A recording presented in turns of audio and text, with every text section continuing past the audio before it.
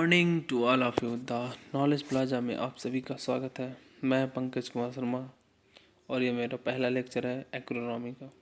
आज हम आपको बताएंगे कि एग्रीकल्चर और एग्रोनॉमी में क्या क्या डिफरेंस है। जो एग्रीकल्चर होता है वो लैटिन वर्ड से डिराइव है, लिया गया है। एगर प्लस कल्चरा, एगर मीन्स होता है सॉयल एंड कल्चरा मीन्स होता है टू कल्टिवेशन। सॉयल का कल्टीवेशन करने को हम एग्रीकल्चर कहते हैं। और जो एग्रोनॉमी होता है वो एग्रोस प्लस नॉमोस में ड्राइव्ड होता है और ये ग्रीक वर्ड है। एग्रोस मीन्स होता है फील्ड और नॉमोस मीन्स मैनेज, एंड फील्ड को मैनेज करने को ही हम एग्रोनॉमी कहते हैं। Agronomy father of agronomy, father of agronomy जो है पीटरो डी क्रेसन जी। इन्होंने एक पुस्तक लिखी थी एग्रोनॉमी, उनकी एक फेमस पुस्तक का नाम है ओपस रूरेलियम कामोडारम। ठीक है, ओपस रूरेलियम कामोडारम। और जब हम एग्रोनॉमी पढ़ ही रहे हैं तो इसकी परिभाषा क्या होती है ये भी जान लेते हैं। एग्रोनॉमी को हम हिंदी में सस्य विज्ञान कहते हैं। तो सस्य विज्ञान कृषि की वह शाखा है जिसमें भूमि प्रबंध और फसल उत्पादन के सिद्धांतों एवं क्रियाओं का अध्ययन किया जाता है। ठीक है, उसके बाद हम पढ़ेंगे कृषि का विकास। कृषि का विकास कब से हुआ? तो ये 10,000 BC में सबसे पहले मनुष्य द्वारा कुत्ते को पालतू बनाया गया। कुत्ते को पालना प्रारंभ किया गया। फिर 7500 BC में सबसे पहले जौ की खेती की गई। उसके बाद फिर गेहूँ की खेती की गई। फिर 4400 BC में मक्के की खेती प्रारंभ हुई। फिर 3500 में आलू की खेती। 3400 में पहिए के निर्माण हुआ। 2900 में हल का निर्माण हुआ, प्लस उसी के साथ साथ सिंचित खेती का भी विकास हुआ। 2200 BC में धान की खेती प्रारंभ की गई। 1800 में फिंगरमिंट, जिसको हम रागी या मंडुआ भी कहते हैं, उसकी खेती भी प्रारंभ की गई। फिर 1725 BC में ज्वार की खेती हुई। फिर 1500 में गन्ने की खेती और कुएं द्वारा सिंचाई प्रारंभ किया गया। उसके बाद हम पढ़ेंगे आधुनिक कृषि विज्ञान का इतिहास। 1875 ईस्वी में इंडियन मेट्रोलॉजिकल डिपार्टमेंट, जिसको हम शॉर्ट में IMD कहते हैं या हिंदी में भारतीय मौसम विभाग भी कहते हैं, इसकी स्थापना सन 1875 ईस्वी में की गई और ये पुणे महाराष्ट्र में इसका हेडक्वार्टर बनाया गया। फिर 1906 ईस्वी में फॉरेस्ट रिसर्च इंस्टीट्यूट, जिसको शॉर्ट में FRI भी कहा जाता है, ये देहरादून में इस्टेब्लिश हुआ। फिर 1905 ईस्वी में इंपीरियल एग्रीकल्चर रिसर्च इंस्टीट्यूट, जिसको हम शॉर्ट में IARI भी कहते हैं, यह पूसा बिहार में इस्टेब्लिश हुआ। परंतु सन 1934 में 1934 ईस्वी में वहाँ पर भूकंप आ गया, जिससे वहाँ की बिल्डिंग डैमेज हो गई। फिर 1936 ईस्वी में यहाँ इसे न्यू दिल्ली में शिफ्ट कर दिया गया और 1946 ईस्वी में इसका नाम बदलकर इंडियन एग्रीकल्चरल रिसर्च इंस्टीट्यूट रखा गया। 1920 ईस्वी में गुड़गांव प्रोजेक्ट चला, जिसको FL ब्रायन जी द्वारा चलाया गया। फिर 1921 ईस्वी में श्री निकेतन प्रोजेक्ट चला, जो कि रविंद्रनाथ टैगोर द्वारा चलाया गया। फिर 1921 में इंडियन सेंट्रल कॉटन कमेटी गठित की गई। फिर 16 जुलाई 1929 को imperial council of agriculture research की स्थापना हुई न्यू दिल्ली में और इसका नाम 1946 ईस्वी में बदलकर Indian council of agricultural research कर दिया गया। उसके बाद 1945 में इंडियन पुलिस सर्विस, जिसको हम शॉर्ट में IBS भी कहते हैं, इसकी स्थापना की गई AT मोस से, जो कि न्यूयॉर्क के रहने वाले थे। फिर उसके बाद BN गुप्ता द्वारा भारत में की गई। 1946 में सेंट्रल राइस रिसर्च इंस्टीट्यूट की स्थापना हुई कटक उड़ीसा में। 1946 में फिर का डेवलपमेंट चला मद्रास गवर्नमेंट के द्वारा। 1948 में ये जो क्वेश्चन है 1948 इटावा पायलट प्रोजेक्ट, ये काफ़ी बार पूछा जा चुका कि इटावा पायलट प्रोजेक्ट किसने चलाया, कब चलाया और कहाँ चलाया। तो इटावा पायलट प्रोजेक्ट जो है एल्बर्ट मेयर द्वारा चलाया गया 1948 में, और वो भी इटावा उत्तर प्रदेश।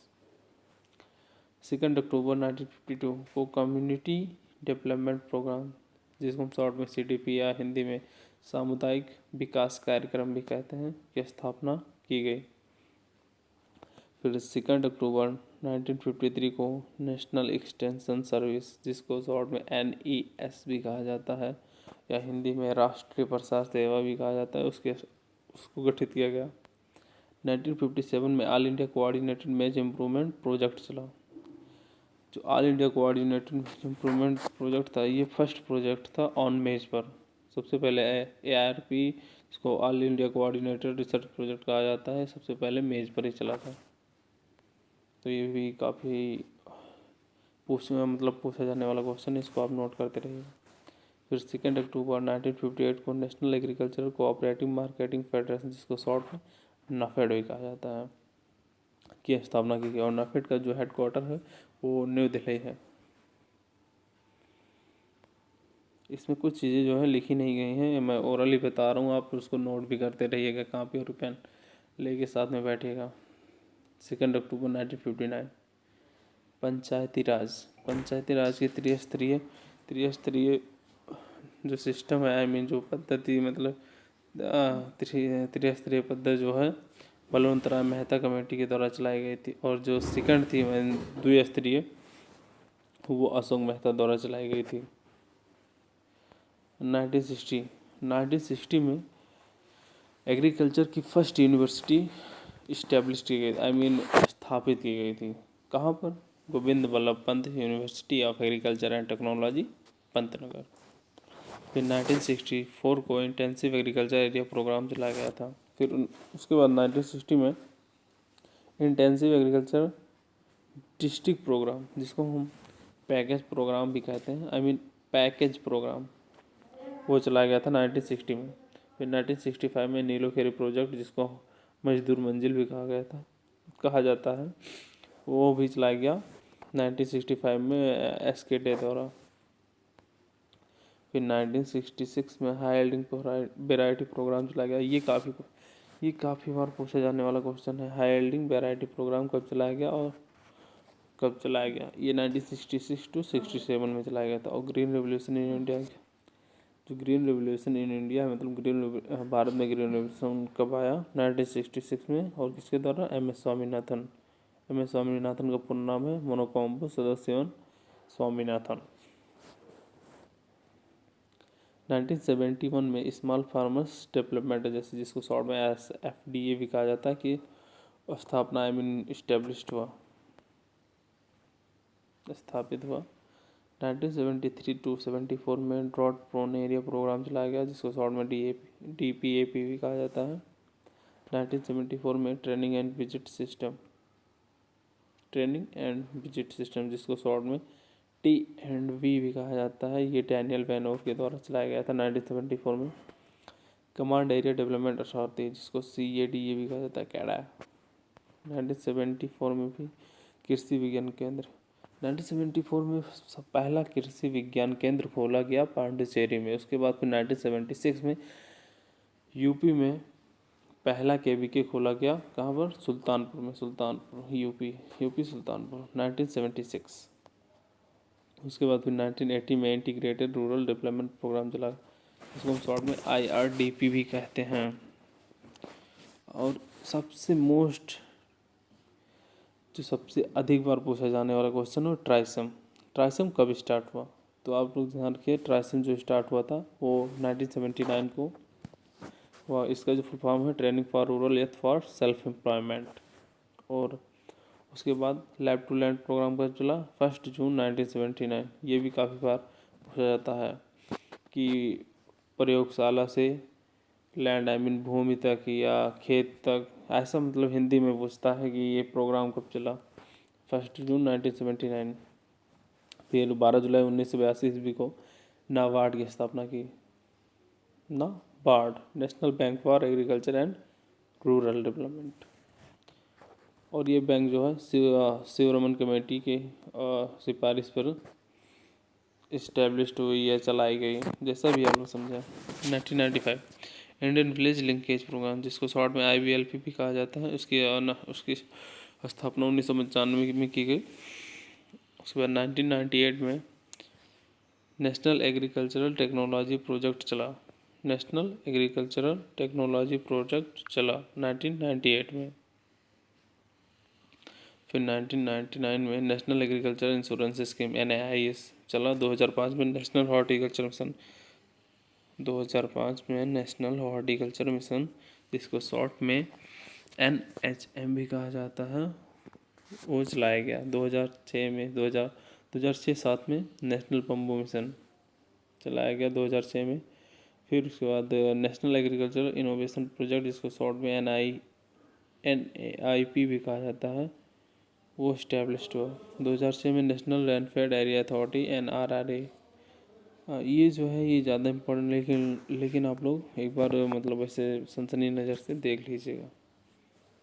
फिर general information about Indian agriculture, Indian agriculture के बारे में जनरल साधारण जो मतलब क्या पूछा जाता है, कितना हेक्टेयर है, कितने कृषि क्षेत्रफल है कुल।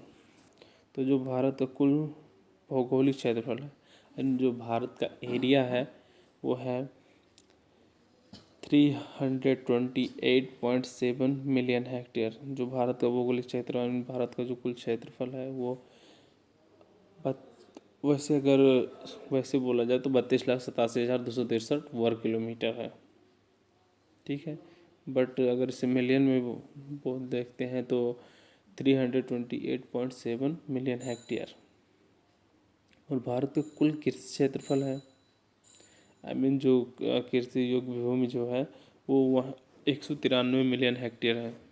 और भारत का शुद्ध कृषि क्षेत्रफल, जहाँ पर खेती की जाती है, इतने हेक्टेयर पर परमानेंटली खेती की जाती है, वो है 143 मिलियन हेक्टेयर, जिसको 142 पॉइंट समथिंग 5 142.5 एग्जैक्ट है। तो आप लोग लिख लीजिएगा अगर आपको जैसे ज़्यादा इम्पोर्टेंट लगे तो। भारत में सर्वाधिक कार्बनिक मृदा का क्षेत्र, भारत में सबसे ज़्यादा कार्बनिक मृदा कहाँ पाई जाती है, ऑर्गेनिक सॉइल कहाँ पाई जाती है सबसे ज़्यादा, तो ऑर्गेनिक सॉइल जो है वो मध्य प्रदेश में पाई जाती है 1.03 मिलियन हेक्टेयर। और भारत का जो कुल ऑर्गेनिक सॉइल का जो परसेंटेज जो एरिया है वो है 3.01 मिलियन हेक्टेयर। भारत में सबसे ज़्यादा कौन सी मृदा का क्षेत्रफल है, तो आप सभी को पता होगा भारत में सबसे ज़्यादा एलुवियल्स वाला जलोढ़ मृदा पाई जाती है। भारत में सर्वाधिक ड्रिप सिंचाई जो होती है वो महाराष्ट्र एरिया में होती है, समथिंग 55%। एक्चुअली मेरे को एग्जैक्ट नहीं पता, लेकिन समथिंग। भारत में सर्वाधिक बहुहरीय सिंचाई जो होती है वो राजस्थान में की जाती है। बहुत सारे स्प्रिंकलर इरीगेशन, और जो ड्रिप सिंचाई है वो इजराइल से विकसित की गई थी। इसमें जो होता है पानी की जो बचत होती है समथिंग 80-90%। घासों के अध्ययन को, ये भी काफ़ी बार पूछा जाने वाला है कि घासों के अध्ययन को हम क्या कहते हैं, तो घासों के अध्ययन को हम एग्रो एस्ट्रोलॉजी कहते हैं। अगर स्पेलिंग में कोई डाउट हो तो आप पूछ सकते हैं, जूम करके देख भी सकते हैं, कमेंट बॉक्स में आप लिख दीजिएगा अगर आपको कोई भी प्रॉब्लम हो रही है तो। और भारत की जो फसल सघनता है वो 142% है। फसल सघनता मतलब क्रॉप डेंसिटी कहते हैं कि क्रॉप डेंसिटी कितनी है आपकी फसल की, मतलब भारत की, तो 142% है। और जो यूपी की है वो 155% है क्रॉप डेंसिटी। भारत में वनों का जो परसेंट है 21.54% है वर्तमान में भी। और भारत में सबसे ज़्यादा जो वन पाए जाते हैं अगर क्षेत्रफल के अनुसार तो मध्य प्रदेश में है। वन संरक्षण अधिनियम फॉरेस्ट कंजर्वेशन एक्ट जो चला था वो 1980 में चला था। अब अम्लीय वर्षा का कारण क्या है कि अम्लीय वर्षा के कारण जो है वो ताजमहल का जो कलर है वाइट कलर, वो मतलब दूसरे कलर का जैसे मटमैला टाइप हो गया है। तो ये क्या कारण है कि उसका रंग मतलब जैसे इस तरह का मतलब धूल टाइप का या जैसे मटमैला टाइप हो रहा है, तो उसका कारण मेन रीज़न है sulphur dioxide and nitrogen dioxide. पहला नेशनल रिसर्च सेंटर किसका खोला गया था, तो सबसे पहले NRC जो बनी थी वो ग्राउंड नट पर बनी थी। और इसकी NRC कहाँ है, जूनागढ़ गुजरात। न्यूनतम समर्थन मूल्य, जिसको हम शॉर्ट में मिनिमम सपोर्ट प्राइस या MSP भी कहते हैं, का निर्धारण कौन करता है। MSP का जो निर्धारण करता है वो CACP commission for agriculture cost and prices, जिसको हम हिंदी में कृषि लागत और मूल्य आयोग भी कहते हैं, उसके द्वारा निर्धारित किया जाता है। फिर इम्पोर्टेंट रिसर्च इंस्टीट्यूट, इम्पोर्टेंट मतलब महत्वपूर्ण जो अनुसंधान है उसके इंस्टीट्यूट संस्थान है ये, मतलब जो पूछे जाने में, ये जो मैंने लिखा है काफ़ी मतलब बार पूछा गया है, इसलिए आप इसको ध्यान से देखिएगा। तो सबसे पहले हम पढ़ते हैं IVRI मतलब इसका फुल फॉर्म होता है इंडियन वेटरनरी रिसर्च इंस्टीट्यूट, जिसका जो हेडक्वार्टर है वो आइजत नगर बरेली, आई मीन जो भी आपको पढ़ना है आइजत नगर या इज्जत नगर बरेली जो कि यूपी में है। NDRI का फॉर्म जो होता है नेशनल डेयरी रिसर्च इंस्टीट्यूट, राष्ट्रीय दुग्ध अनुसंधान संस्थान, जो कि करनाल हरियाणा में है। सेंट्रल कजरी का जो डिफिनीसन होता है वो central arid zone research institute, जिसका जो हेडक्वार्टर है जोधपुर राजस्थान में है। फिर उसके बाद central institute of arid horticulture, जिसका जो हेडक्वार्टर आई मीन जो इस्टेब्लिश्ड है वो बीकानेर राजस्थान में है। और सीफेट जो है ये भी काफ़ी बार पूछा जाता है कि सीफेट कहाँ है, इसका फुल फॉर्म क्या होता है। तो इसका जो फुल फॉर्म होता है वह central institute of post harvest engineering and technology, जो कि लुधियाना और पंजाब में इस्टेब्लिश्ड है। क्रेडा का जो फुल फॉर्म होता है वो central research institute for dry land agriculture, और इसका जो हेडक्वार्टर है जो जहाँ पर इस्टेब्लिश्ड है वो है हैदराबाद आंध्र प्रदेश। उसके बाद फिर CSSRI central soil salinity research institute, Karnal Haryana. CTRI central tobacco research institute, Rajahmundry Andhra Pradesh. और ये जो लिखा है IGFRI, ये काफ़ी बार मतलब जैसे पूछ लेता है कि IGFRI का फुल फॉर्म क्या है, या फिर कहाँ पर इस्टेब्लिश्ड हुआ और कब इस्टेब्लिश्ड हुआ, ये भी इम्पोर्टेंट है। तो IGFRI जो है वो 1962 में इस्टेब्लिश्ड होता, और कहाँ, झांसी यूपी। इसका जो फुल फॉर्म होता है Indian grassland and fodder research institute. उसके बाद में हम पढ़ेंगे IGSI जो होता है इंडियन ग्रेन स्टोरेज इंस्टीट्यूट, मतलब जहाँ पर हम ग्रेन को स्टोर करते हैं उसे मतलब इंडियन ग्रेन स्टोर मतलब भारतीय अन्न स्टोरेज मतलब संग्रह संस्थान, जो कि हापुड़ यूपी में है, और 1958 में ये इस्टेब्लिश्ड हुआ था। IIPR का जो फुल फॉर्म होता है Indian institute of pulse research, इसका ये जो है कानपुर यूपी में है। ये जो इस्टेब्लिश हुआ था 1992 में इस्टेब्लिश्ड हुआ था। Indian institute of soil science, जिसका जो हेडक्वार्टर या जो भी मतलब जहाँ इस्टेब्लिश्ड है वो भोपाल मध्य प्रदेश में है। IIBR Indian institute of vegetable research, ये अधिकतर हॉर्टिकल्चर में पूछता है कि IIBR का फुल फॉर्म लिखिए या फिर कहाँ इस्टेब्लिश्ड है। तो इसका जो फुल फॉर्म होता है Indian institute of vegetable research, जो कि वाराणसी में है। SBI शुगरकेन ब्रीडिंग इंस्टीट्यूट जो है वो कोयम्बटूर तमिलनाडु में है। ये इस्टेब्लिश्ड हुआ था 1912 में, आई मीन 1912 में।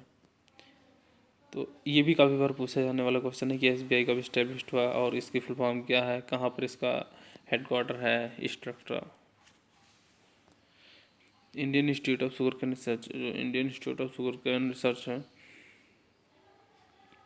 वो कहाँ पर है, वो लखनऊ में है, और ये जो है 1952 में इस्टेब्लिश्ड हुआ था। अब लिखते चलिएगा कि जैसे इसमें मैंने डेट नहीं लिखी है कि कब इस्टेब्लिश्ड हुआ, या जैसे SBI कब इस्टेब्लिश्ड हुआ, IISR कब इस्टेब्लिश्ड हुआ, तो आप उसको लिख लीजिएगा कहीं पर, ठीक है।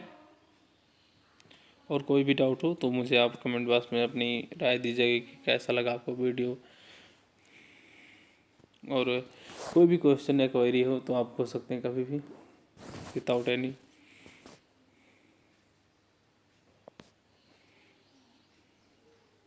प्रॉब्लम।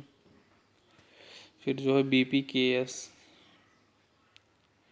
इसको जो फुल फॉर्म होता है विवेकानंद प्रवित्ति कृषि अनुसंधान संस्थान, जो कि Almora, UK means not UK means United kingdom, it means Uttarakhand, या ओके। उसके बाद हम पढ़ेंगे CIRG क्या होता है, central institute for research on ghost, वो कहाँ पर है, मखदूम मथुरा, और जो कि मथुरा जो है वो यूपी में ही है, ठीक है। CSWRI सेंट्रल सीप एंड वूल रिसर्च इंस्टीट्यूट, इसका जो इस्टेब्लिश मतलब जहाँ इस्टेब्लिश्ड हुआ है वो है अविकानगर राजस्थान। उसके बाद हम पढ़ेंगे CARI central avian research institute और सेंट्रल एग्रीकल्चर रिसर्च इंस्टीट्यूट। ये देखिएगा दोनों सेम ही है, लेकिन जब आपसे पूछा जाएगा ये ऐसा या फिर ऐसा पूछ सकता है कि सेंट्रल CARI का फुल फॉर्म लिखिए। अगर उसमें ये भी लिखना रहेगा कि जैसे एवियन के लिए है या एग्रीकल्चर के लिए, तो आप उसके अनुसार, या फिर ऐसा पूछ सकता है कि सेंट्रल एवियन रिसर्च इंस्टीट्यूट कहाँ इस्टेब्लिश्ड है या सेंट्रल एग्रीकल्चर रिसर्च इंस्टीट्यूट कहाँ स्थित है, तो आप मतलब जैसे इसको फुल फॉर्म पढ़ के जो मतलब सामने लिखा है, अगर एवियन लिखा है तो उसका जो इस्टेब्लिशमेंट मतलब जगह है कहाँ पर इस्टेब्लिश्ड है वो इज्जत नगर या इज्जत नगर यूपी में है। और अगर एग्रीकल्चर से रिलेटेड है तो आप पोर्ट ब्लेयर लगेगा। ठीक है, अब हम पढ़ेंगे नेशनल ब्यूरो। भारत में कितने नेशनल ब्यूरो हैं, तो सबसे पहले हम पढ़ेंगे national bureau of plant genetic resources. ये सबसे बार पूछा जा चुका है कि national bureau of plant genetic resources कहाँ पर और कब इस्टेब्लिश्ड हुआ, तो ये न्यू दिल्ली में है और ये 1976 में इस्टेब्लिश्ड हुआ था। उसके बाद हम पढ़ेंगे national bureau of animal genetic resources. ये जो इस्टेब्लिशमेंट हुआ था इसका वो है इस्टेब्लिशमेंट तो मुझे नहीं पता, बट इसका जो जैसे कहाँ इस्टेब्लिश्ड हुआ था, ये करनाल हरियाणा में। ये ज़्यादा पूछा नहीं जाता कि कब इस्टेब्लिश हुआ, ये पूछा जाता है कि कहाँ इस्टेब्लिश्ड है। ठीक है, तो इस पर ज़्यादा ध्यान रखना है और ज़्यादा आपको डीपली नहीं पढ़ना है, बस वैसे जो जो जो जो इम्पोर्टेंट है मैं वही टॉपिक लिखा उसमें। ठीक है, और ये जो मैंने आपको मतलब ये वीडियो जैसे शॉर्ट लग रही होगी आपको ये लेक्चर, मतलब सॉरी लॉन्ग लग रही होगी, क्योंकि इसमें मैंने सभी जो मतलब पूछे जाने वाले क्वेश्चन सब एक ही जगह पर दे दिए हैं, तो इससे आपको घबराना नहीं है। ठीक है, आपको जैसा ढूंढने में कोई प्रॉब्लम नहीं होगी कि ये जैसे नेशनल ब्यूरो कहाँ है, ये इंस्टीट्यूट कहाँ है, ये जैसे भौगोलिक क्षेत्रफल एनी अदर जो भी है वो सभी एक ही लेक्चर में प्रोवाइड किया जाएगा। अब हमारी जो नेक्स्ट लेक्चर रहेगी उसमें मैं आपको कल्टीवेशन आई मीन क्रॉप पढ़ाऊँगा, क्या क्रॉप का कल्टीवेशन कैसे करते हैं। तो पहले इसको पढ़ लेते हैं। NBFGR जिसको हम national bureau office genetic research कहते हैं, इस जो ये इस्टेब्लिशमेंट है ये लखनऊ यूपी में है। और NBAIM national bureau of agriculturally important micro organism जो कि मऊ उत्तर प्रदेश में है। NBAII national bureau of agriculturally important insect, इसका जो नया नाम है वो है NBAIR national bureau of agricultural insect resources, जो कि बेंगलोर में है इसका हेडक्वार्टर। फिर उसके बाद हम पढ़ेंगे NBSS LUP national bureau of soil survey and land use planning, जो कि नागपुर महाराष्ट्र में इस्टेब्लिश्ड है। और हम पढ़ेंगे इंटरनेशनल इंस्टीट्यूट। ठीक है, जो कि काफ़ी बार पूछे जाते हैं, जैसे सिमिट हो गया, ICARD, ICRISAT, IBPJR, तो इनको थोड़ा ध्यान से पढ़िएगा क्योंकि ये काफ़ी बार क्वेश्चन पूछे जाते हैं कि सिमिट कहाँ है, ICRISAT कहाँ है, कब इस्टेब्लिश्ड हुआ, कहाँ इस्टेब्लिश्ड हुआ, इसकी फुल फॉर्म लिखे एनी अदर जो भी। तो सिमिट जो है इसकी जो फुल फॉर्म होती है इंटरनेशनल सेंटर फॉर मेज एंड व्हीट इम्प्रूवमेंट, और ये जो है मैक्सिको में इस्टेब्लिश्ड है, 1966 में इस्टेब्लिश्ड किया गया था। और ICARDA जो है international centre for agricultural research in dryland area, जो कि एल्फोसीरिया में इसका हेडक्वार्टर है। जो भी मान लीजिए हेडक्वार्टर या इस्टेब्लिशमेंट कहाँ इस्टेब्लिश्ड हुआ, 1977 में इस्टेब्लिश किया गया। फिर ICRISAT जो है international crop research institute for semi arid tropics, जो इसका जो हेडक्वार्टर है वो हैदराबाद जो कि इंडिया में ही आप सभी को पता ही होगा। हैदराबाद एक जो है वो पाकिस्तान में, तो मैं पाकिस्तान की नहीं भारत की बात कर रहा हूँ। और ये 1972 में इस्टेब्लिश्ड हुआ था। IBPJR international board of plant genetic resources, इसका जो हेडक्वार्टर है वो रोम इटली में है, जो कि 1974 में इस्टेब्लिश्ड किया गया था। उसके बाद कुछ अदर इंस्टीट्यूट भी हैं, जैसे APEDA agricultural and process food product export development authority, ये न्यू दिल्ली में इस्टेब्लिश किया गया। फिर नाफेड क्या है, national agriculture cooperative marketing federation 1958। NAFED तो मैंने आपको पहले ही बताया था, फिर CACP पे बताया था, ये MSP का निर्धारण करती है, commission for agriculture cost and prices. NABARD कब इस्टेब्लिश्ड हुआ? 12 जुलाई 1982, 12 जुलाई 1982, 1982। इसका जो फुल फॉर्म होता है national bank for agriculture and rural development. इसका जो हेडक्वार्टर है मुंबई में है। अब कुछ रेवोल्यूशंस आई मीन जो क्रांतियाँ हुई, श्वेत क्रांति, ग्रीन हरित क्रांति, पीली क्रांति, लाल क्रांति, तो पढ़ेंगे।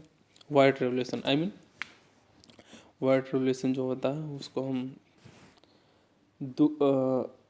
वाइट सफ़ेद क्रांति, जो कि मिल्क प्रोडक्शन, दूध के उत्पादन के लिए की गई थी, जिसको हम ऑपरेशन फ्लड भी कहते हैं। अब एक क्वेश्चन ये भी आता है कि ऑपरेशन फ्लड किससे रिलेटेड है, तो आप क्या लगाएंगे? Operation flood is related to milk production. जो ऑपरेशन फ्लड है वो मिल्क प्रोडक्शन से रिलेटेड है, आई मीन दुग्ध उत्पादन से संबंधित है। तो आप सिंपली उसको लगा देंगे कि वाइट रेवोल्यूशन से संबंधित है।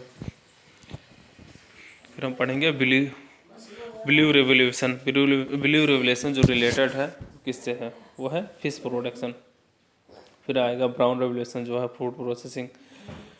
और उसके बाद ग्रे रेवोल्यूशन जो है वो फर्टिलाइजर प्रोडक्शन से है। येलो रेवोल्यूशन जो है oil seed production, I mean mustard means सरसों या राई भी कहते हैं, मस्टर्ड रैपसीड।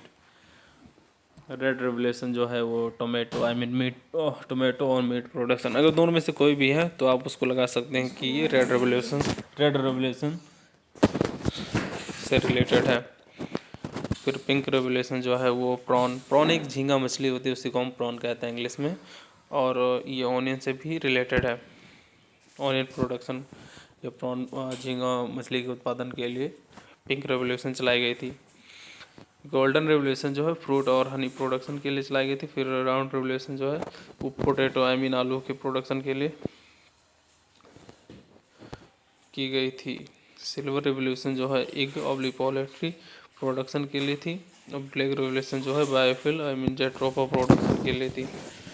फिर रेनबो रेवोल्यूशन जो है वो सभी एग्रीकल्चर के अंदर जितने भी सेक्टर हैं वो सभी का मिक्सर होती है, आई मीन कलेक्शन, उसी को हम रेनबो रेवोल्यूशन कहते हैं। परभनी क्रांति तो आपको पता होगा कि परभनी क्रांति तो भिंडी की प्रजात है, तो भिंडी से ही रिलेटेड आएगी कि परभनी रेवोल्यूशन किससे रिलेटेड है। तो ओकरा production I mean lady finger भी प्रोडक्शन कह सकते हैं। भारत को कितने कृषि जलवायु क्षेत्र में बांटा गया, तो आप सभी को पता होगा कि भारत को 15 कृषि जलवायु क्षेत्र में बांटा गया, और कितने पारिस्थितिकी I mean agro ecological zone में बांटा गया है 20। आत्मा ये जो क्वेश्चन है ये काफ़ी बार पूछा जा चुका है कि आत्मा की डेफिनेशन क्या है। तो इसकी जो डेफिनेशन होती है वो है एग्रीकल्चरल टेक्नोलॉजी मैनेजमेंट एजेंसी, जो 2005 में इस्टेब्लिश्ड हुई थी। और जैसे कुछ टर्म है, जैसे लीफ एरिया इंडेक्स किसने दिया था? वाटसन ने दिया था 1948 में। फिर हार्वेस्टिंग इंडेक्स या हार्वेस्ट इंडेक्स भी पूछा जाता है, दोनों सेम ही है। ये किसने दिया था? तो डोनाल्ड ने दिया था 1962 में। कृषि से संबंधित कुछ महत्वपूर्ण दिवस, जैसे कृषि में 2 फरवरी, 5 जून को कौन सा दिवस है, ये सब पूछे जाते हैं अधिकतर कि कब कौन सा दिवस मनाया जाता है। तो सबसे पहले है 2 फरवरी को कौन सा दिवस मनाया जाता है? वर्ल्ड वेटलैंड डे, विश्व भीगी भूमि दिवस, ठीक है, इसको हिंदी में कहते हैं। फिर 21 मार्च को वर्ल्ड फॉरेस्ट डे, विश्व वन दिवस मनाया जाता है 21 मार्च को, 21 मार्च को। और 22 मार्च को world water day I mean विश्व जल दिवस मनाया जाता है। 23 मार्च को world meteorological day I mean विश्व मौसम दिवस, मेट्रोलॉजिकल मौसम विभाग दिवस, जो भी आप समझें। और 22 अप्रैल को वर्ल्ड अर्थ दिवस आई मीन विश्व पृथ्वी दिवस मनाया जाता है 22 अप्रैल को। और फिर 22 मई को वर्ल्ड बायोडाइवर्सिटी डे, विश्व जैव विविधता दिवस मनाया जाता है, जिसको हिंदी में कहा जाता है और इंग्लिश में वर्ल्ड बायोडाइवर्सिटी डे। 5 जून को वर्ल्ड इन्वायरमेंट डे, विश्व पर्यावरण दिवस हो गया। 1 जुलाई को नेशनल एग्रीकल्चर डे मनाया जाता है, राष्ट्रीय ये कृषि विज्ञान दिवस 1 जुलाई को। और 11 जुलाई को world population day I mean विश्व जनसंख्या दिवस 16 जुलाई को ICAR day, Indian council of agriculture research. और 16 सितंबर को वर्ल्ड ओजोन डे, विश्व ओजोन डे मनाया जाता है, दिन दिवस। फिर 16 अक्टूबर को वर्ल्ड फूड डे, विश्व खाद्य दिवस। खाद means not a manure, it is a खाद, आई मीन जो फूड होता है उसको हम खाद बोलते हैं, ठीक है। 17 अक्टूबर को वर्ल्ड राइस डे मनाया जाता है। और 14 अक्टूबर को 17 अक्टूबर को world rice day, I mean विश्व धान दिवस। और 4 अक्टूबर को जो है 4 दिसंबर को जो है वुमेन इन एग्रीकल्चर डे, मतलब वुमेन का एग्रीकल्चर में क्या महत्वपूर्ण है या क्या योगदान था, उसके लिए 4 दिवस को वुमेन इन एग्रीकल्चर डे मनाया जाता है। 5 दिसंबर को जो है world soil day, I mean जिसको हम विश्व मृदा दिवस भी कहते हैं, वो मनाया जाता है 5 दिसंबर को। 23 दिसंबर को है नेशनल फार्मर्स डे मनाया जाता है 23 दिसंबर को। उसके बाद हम पढ़ेंगे father of green revolution in world, विश्व में ग्रीन रेवोल्यूशन के पिता कौन है। तो आप सभी को पता है डॉक्टर नॉर्मन ई बोरलॉग, जिनका पूरा नाम है डॉक्टर नॉर्मन अर्नेस्ट बोरलॉग, ठीक है। इनको 1970 में शांति के क्षेत्र में नोबेल पुरस्कार दिया गया, ना कि एग्रीकल्चर डिपार्टमेंट में से। एग्रीकल्चर में तो कभी जैसे नोबेल पुरस्कार दिया ही नहीं जाता किसी क्षेत्र में। तो आपको पता होना चाहिए कि 1970 में इन्हें शांति के क्षेत्र में नोबेल पुरस्कार दिया गया था। भारत में हरित क्रांति के पिता, जो भारत में हरित क्रांति के पिता हैं वो डॉक्टर MS स्वामीनाथन जी हैं। इन्हें वीट ब्रीडर भी कहा जाता है। और डॉक्टर BP पाल जी जो हैं वो वीट ब्रीडर ही हैं। श्वेत क्रांति के पिता जो हैं डॉक्टर वर्गीज कुरियन हैं। सुनहरे क्रांति के पिता जो हैं डॉक्टर KL चड्ढा, सुनहरे क्रांति के पिता। प्रथम बार विश्व खाद्य पुरस्कार या वर्ल्ड फूड प्राइज किसे दिया गया। प्रथम बार world food prize doctor MS Swaminathan ji को दिया गया 1987 ईस्वी में FAO द्वारा। Okay, thank you. अगर किसी को कुछ भी डाउट हो तो प्लीज़ कमेंट बॉक्स में आप पूछ सकते हैं विदाउट एनी हिचकिचाहट, मतलब कुछ भी, मतलब डरे हुए या कुछ भी आप हमेशा पूछ सकते हैं अगर किसी को कुछ भी डाउट हो तो। और हाँ, लास्ट में यही बोलना चाहूँगा कि प्लीज़ यार, इतने मेहनत से वीडियो बनाते, please like comment and share करना ना भूलें। और अपने दोस्तों में शेयर करें अगर अच्छी लगे हो। और आज के बाद से मैं आपको क्रॉप, मतलब जो हमारी नेक्स्ट लेक्चर रहेगी उसमें मैं आपको क्रॉप के बारे में बताऊंगी कि क्रॉप का कैसे, जैसे वीट, राइस, मेज़, इन सब के बारे में बताऊंगा, इसका यील्ड प्रोडक्शन और कैसे कल्टीवेशन करते हैं। तो प्लीज़ यार सब्सक्राइब करना भी ना भूलेगा, कर देना यार, घंटा बजाओ यार पूरा। तुम्हें क्या करना है, सिर्फ बस लाल बटन पर क्लिक कर देना, घंटा पर, हाँ घंटा बजा देना है, कर देना। इतना तो कर ही सकते हो यार। चलो ठीक है, ओके बाय, टेक केयर।